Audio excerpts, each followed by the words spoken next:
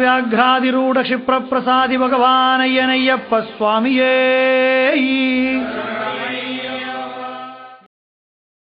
சுவாமியே சரணமையப்பா.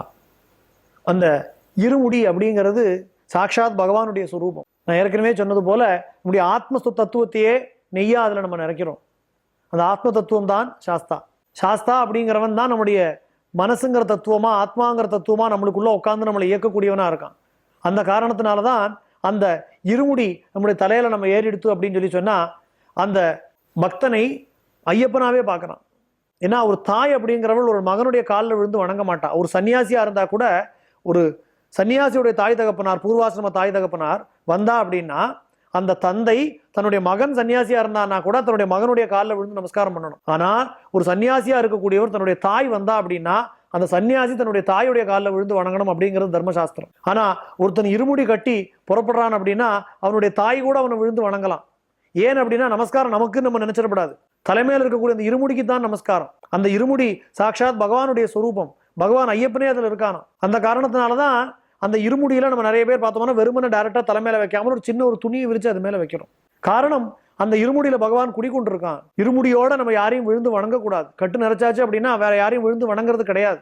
இந்த கட்டோட இன்னொருத்தர் நமஸ்காரம் பண்றது போல பாவம் வேற எதுவும் இல்லை. பகவானை கொண்டு போய் இன்னொருத்தருடைய பாதத்துல போடுறதுக்கு சமம் அது. இதெல்லாம் நுட்பமான விஷயங்கள்.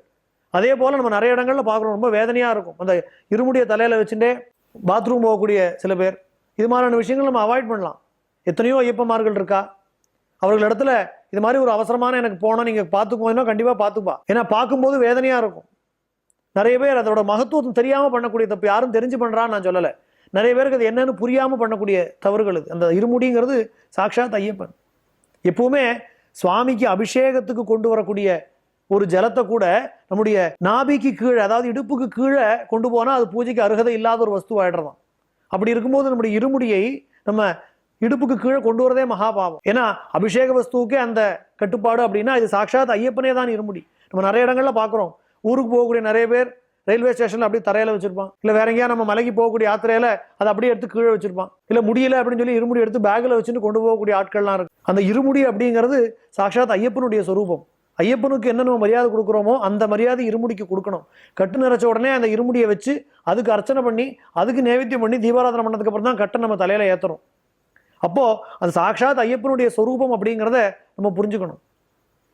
ஏதோ எல்லாரும் மலைக்கு போறான் நானும் வரேன் அப்படிங்கிற மாதிரி இல்லாமல் அந்த ஒவ்வொரு தத்துவத்தையும் நம்ம புரிஞ்சுன்னு போனோம் அப்படின்னா அந்த சபரிமலை யாத்திரையுடைய சபரிமலை யாத்திரை நம்ம பார்க்கக்கூடிய பார்வையே வேற மாதிரி ஆயிடும்.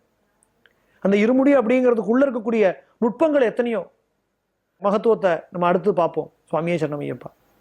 சுவாமியே